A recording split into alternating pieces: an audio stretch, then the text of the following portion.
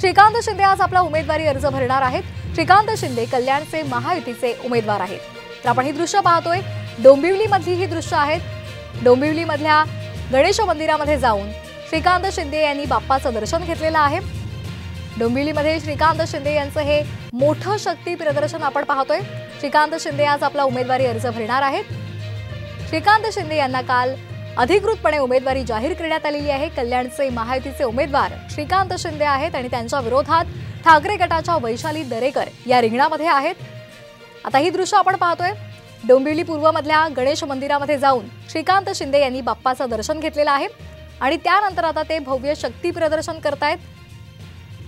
मुख्यमंत्री आणि उपमुख्यमंत्र्यांच्या उपस्थितीमध्ये ते आपला उमेदवारी अर्ज दाखल करणार आहेत। ही दृश्य आपण पाहतोय, श्रीकांत शिंदे बाप्पाचं दर्शन घेतानाची।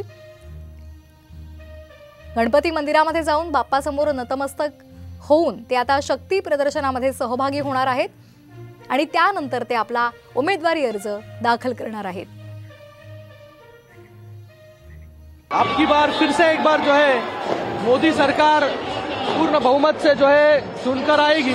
फिर से एक बार मोदी जी जो है वो प्रधानमंत्री बनेंगे और ज्यादा से ज्यादा सीट जो है इस महाराष्ट्र से चुनकर जो है पार्लियामेंट में जाएंगे।